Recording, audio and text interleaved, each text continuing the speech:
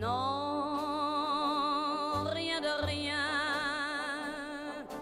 Non, je ne regrette rien. Ni le bien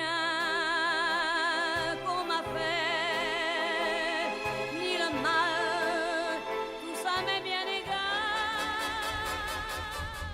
This is France. If there's any group of people who don't take things lying down, it's the French. 1 million people have taken to the streets to protest and strike against Macron's pension reform. Yet despite the opposition, Macron has forced through the pension reform, bypassing parliament. But the protests continue. So why does Macron want to force through pension reform against the will of the French people? Is the problem really so bad that it warrants such extreme measures to get it done? What are the political implications of this move? And is Macron paving the way for a massive populist backlash? If you enjoy this kind of content, don't forget to subscribe and hit that bell notification while you're at it. Pension reform. On the 16th of March 2023, President Macron invoked Article 49.3 of the French Constitution to force through pension reform, bypassing the need for a parliamentary vote, raising the retirement age from 62 to 64. How could he justify this extreme executive measure in an environment where 70% of the French people were against him, Parliament was against him, and millions of people were out on the streets? Macron's argument is simple. France has a demographic problem. France can no longer afford its pensions, and so it must raise the retirement age in order to keep the system afloat. But how much of this is really true? Like most European countries, France has an aging population. This is what France's population pyramid looked like in 1980, when the pension age was first set at 60. Back then, the average life expectancy was 74. This is what France's population pyramid looks like today. Now the average life expectancy is 83.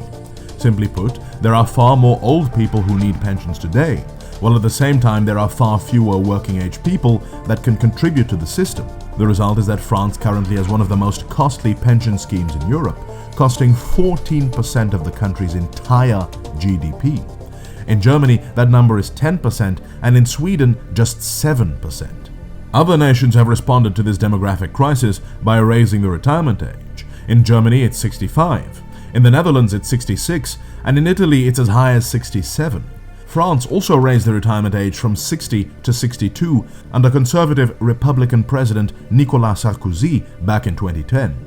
The result was much the same as today: mass protests and the total destruction of Sarkozy's political capital. He was defeated at the next election by the socialists.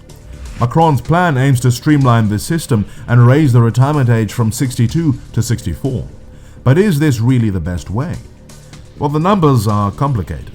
You see, while France's retirement age sounds low, 62 is only the minimum retirement age. To be able to retire at 62, you have to have worked for 42 years in order to receive a full pension. A full pension is 50% of your salary in your highest earning 25 years. This means that you only actually retire with a full pension at 62 if you've been working non-stop from the age of 20. If you've been working less than that and you retire at 62, you actually lose 2.5% of your pension for every year you haven't been working. So if you've only worked for 38 years and retire at 62, you will only get 40% of your salary of your 25 highest earning years. You can make up for that by continuing to work until age 67 to receive your full pension. So in effect, it means that even with a low pension age, many French people already retire later than 62 or receive less if they haven't worked for 42 years because maybe they were studying or they were unemployed for a while. Okay, but even if that's the case, maybe it's just not affordable. So let's take a look at the numbers. According to France's Pensions Advisory Council, a government agency, currently the pension system actually has a surplus.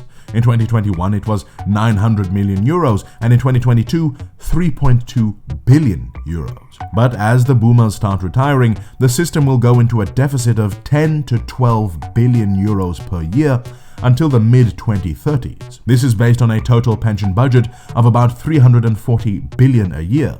So the deficit will be between 0.3 and 0.4% of GDP. That same agency also predicts that after several years of deficit, even without any pension reform, the pension system will break even once again once the boomers die off. So Macron is right that the system is going into deficit without reforms, but he's wrong that not reforming is going to collapse the system, and that's according to his own agency. Basically, a deficit of 0.3 to 0.4% of GDP is not insignificant, but it is manageable. On top of that, there are different ways to manage this problem.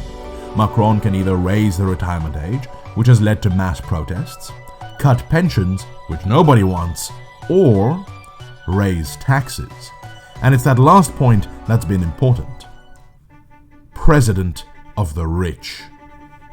You see, Macron is framing this whole pension reform as a necessary evil to save a system on the brink of collapse. But as we saw from the numbers, the system is not on the brink of collapse.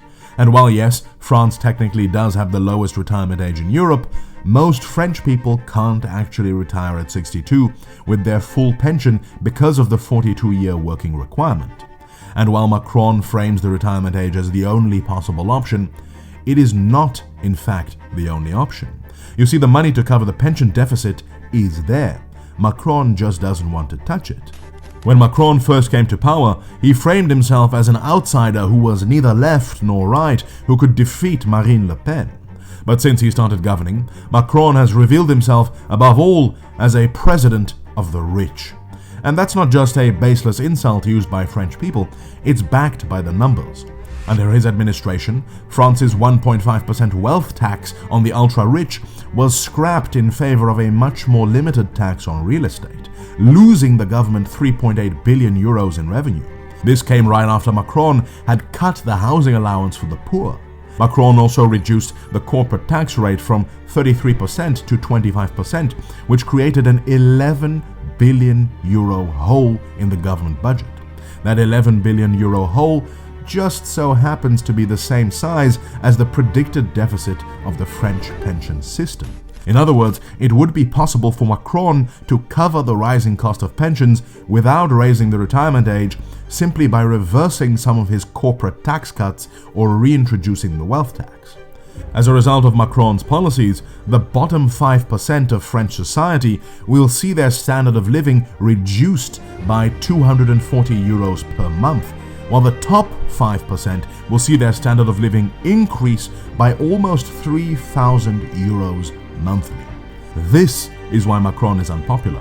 He is slashing taxes on the rich while forcing working class people to work longer in order to pay for it. This is why Macron has been labeled with the moniker President of the Rich. Ironically, raising the retirement age could actually end up costing the government more. People who already can't find jobs at the end of their careers will be unemployed for longer. After all, who wants to employ a 62-year-old? These people will end up on unemployment benefits, which will cost the government even more money. It's not even so much that France shouldn't have any pension reform. Yes, a $10 billion deficit is not disastrous and can be made up for with other money.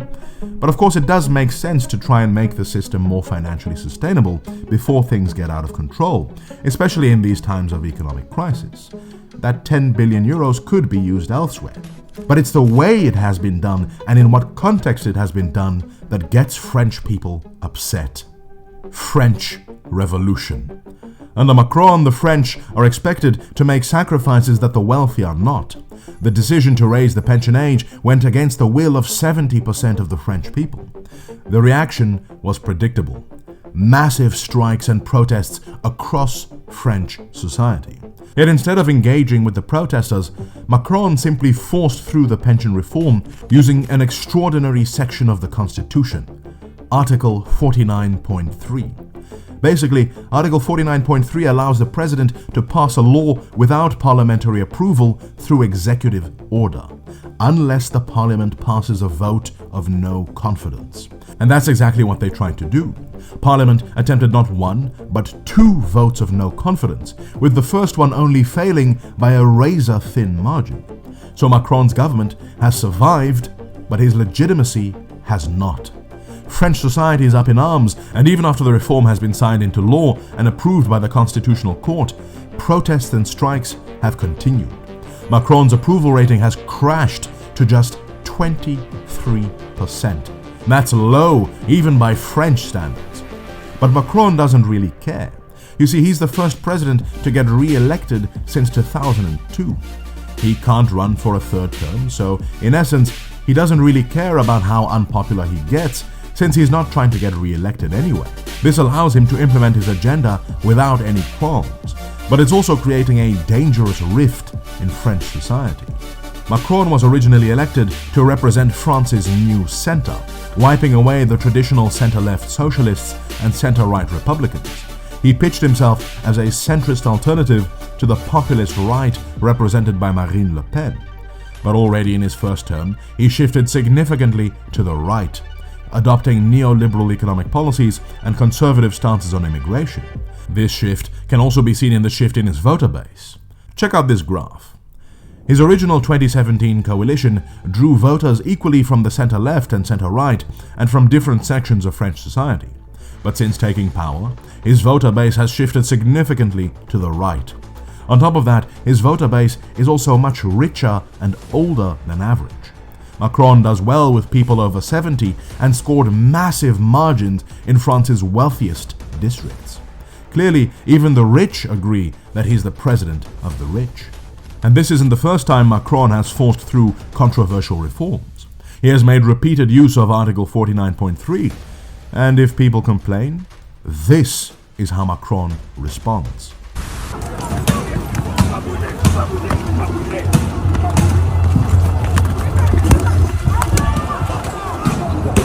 Police brutality and an authoritarian crackdown. Whether it was the Yellow Vests, Black Lives Matter, or the pension protests, there has been a massive mobilization of French society and a heavy-handed response from Macron's government every single time. And this is creating a massive social crisis in French society that will blow up once Macron is out of office. Populist Backlash. Macron was only re-elected because people wanted to stop Le Pen. But even then, his majority in 2022 was much smaller than in 2017, beating Le Pen 58-41 compared to 66-33 in 2017. In other words, Le Pen gained 8 points, and so at this rate it's only a matter of time before she wins the presidency. Not to mention that in 2022, massive numbers of French people simply didn't vote. 28.2% of people didn't vote in the second round of the presidential election, the largest abstention since 1969. On top of that, another 6.4% voted but cast blank ballots. People are not happy with the choices given to them. And while in 2017, Macron's party handily won a majority in parliament, in 2022 he failed to secure a majority, and the radical left coalition led by Jean-Luc Mélenchon scored massive gains in the French parliament. This only means one thing, that there is going to be a massive populist backlash in 2027. Since most people only voted for Macron to stop Le Pen, and record numbers of people simply abstained or cast blank ballots, and those people have been sorely disappointed by Macron's tenure, where do you think those votes are going to go? Macron has quite openly shown that he is governing for the elites, that he is unwilling to listen to the majority, and that he's prepared to crack down hard on protest. That energy has to go somewhere. Back in 2017, France was in a similar state. Socialist President François Hollande had a 3% approval rating, and the mainstream parties, the Socialists and the Republicans, were on life support. But seemingly out of nowhere, Macron swept in to unite the center and stop the populist right. But in 2027, there will be no Macron. There will be no establishment figure to unite the centrist vote. Macron's policies have massively alienated the far left and center-left voters that are needed to beat the far right. Those voters are not coming back. Increasingly, French voters will align themselves either with the populist left, led by Jean-Luc Mélenchon, or the populist right, led by Marine Le Pen. This establishment trick of having a candidate who is supposedly neither left nor right, who people from across the political spectrum can support to stop Le Pen, won't work anymore. It's clear that anyone who's neither left nor right is just right, and above all, just for the rich. There is no one with the charisma of Macron waiting in the wings to fulfill his role. Instead, what's more likely is that someone from the Republican Party emerges as the establishment candidate to beat Le Pen. But the Republicans are even more to the right than Macron, both on economics and on immigration. If the Republican candidate makes it to the second round, people on the center-left and radical left won't vote for them. They will simply abstain in even greater numbers than in 2022, or they might just vote for Le Pen, who has embraced, at least in her rhetoric, some left-wing and protectionist economic policies, coming out strongly against the pension reform. Another likely scenario is that Jean-Luc Mélenchon makes it to the second round. Therefore, 2027 will be a contest between the populism of the left and the populism of the right. There is no more room for the politics of Macron. What is the domestic political crisis facing Zelensky? Find out in this video. Don't forget to get ExpressVPN and get 3 months extra free. Consider becoming a Patreon to support the channel. Leave a comment for the algorithm. Thank you to my Patreons including Linda, Richard and many more for making this video possible. Like, share and subscribe, because this was my take